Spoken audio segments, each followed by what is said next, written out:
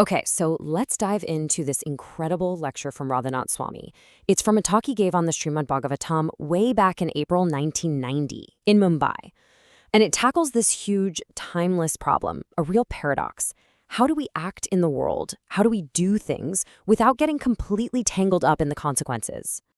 Right from the get-go, he hits us with this powerful metaphor. Think about it. A silkworm weaves this beautiful cocoon, but that very creation becomes its prison. He's saying that's us. Our own work, our own actions, can become the very trap that entangles us. So, what's causing this entanglement? Well, it all comes down to this concept of karma. As the lecturer explains, it's the universal law of cause and effect. Any work that we do for ourselves that isn't done as a kind of sacrifice is work that binds us, that keeps us stuck in this material cycle. And this isn't just some high-level philosophical idea. The lecture frames this as our real problem. It's the root of the struggle we all feel, this continuous cycle of going from one body to the next, one life to the next, always caught up in the struggle. Okay, so if acting is the problem, what are we supposed to do? Just stop? No, of course not. We can't just stop acting. So the lecture points us toward a divine blueprint, a perfect example of how to act without getting trapped. And this is where things get really interesting. Look at this contrast. On one side, you have us, the conditioned soul. We act and we get entangled. We suffer the results. On the other side, you have the Supreme Lord. He also acts, but he remains completely free, totally unentangled, full in all opulence. That's the ideal.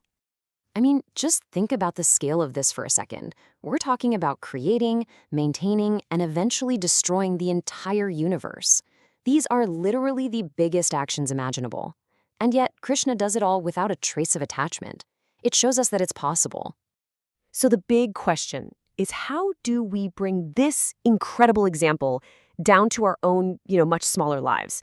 Well, according to the lecture, the key is to completely redefine our entire relationship with our work, with our duty. And the Bhagavad Gita lays it out perfectly. First, you have the right to perform your duty. It's a privilege.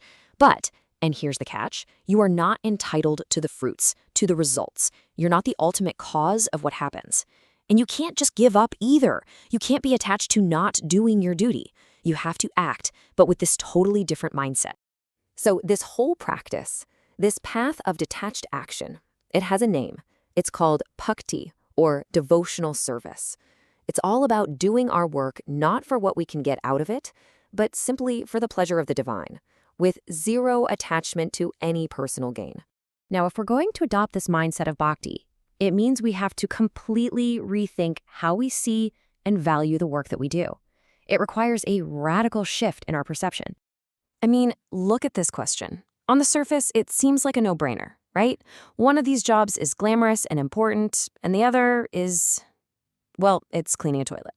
But the lecture really challenges us on this. And this is where it flips everything on its head. The point is, the value isn't in the task itself. It's in the consciousness, the intention behind it. If it's done as a sincere service, then cleaning a toilet and giving a massive lecture are exactly the same. They're both completely transcendental.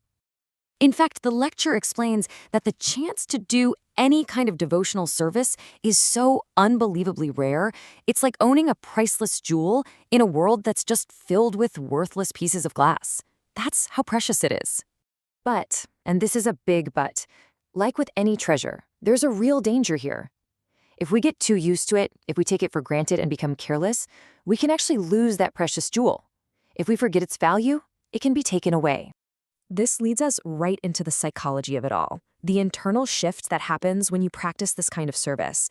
It completely rewires our whole idea of what happiness even is. And here's the central paradox, the thing that trips so many of us up. As long as we're doing our service thinking, okay, what's in it for me? How can I enjoy this? To that exact degree, we just become miserable. We lose all our enthusiasm. The only way out is to completely flip the script. The second we stop trying to get happiness for ourselves and just focus on giving happiness to Krishna, that's when everything changes. That's when we become filled with life, with real joy, with genuine spiritual enthusiasm. It sounds so backward, doesn't it? But it's described as this profound spiritual law. The moment you give up trying to squeeze personal satisfaction out of your service and you just surrender to the work for a higher purpose, you find the very happiness you were looking for all along. So, at the end of the day, the external results, they're not the point. Krishna doesn't need our perfectly finished projects. He's God. He could do it infinitely better himself.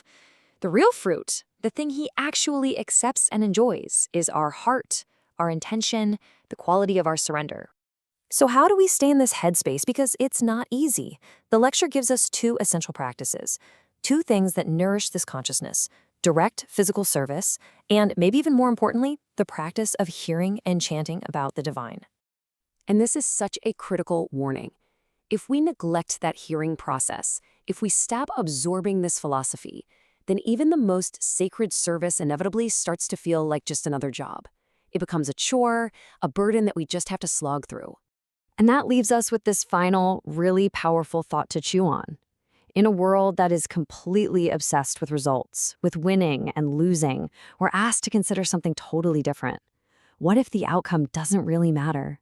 What if the real success, the only victory that truly counts, is the act of surrender itself?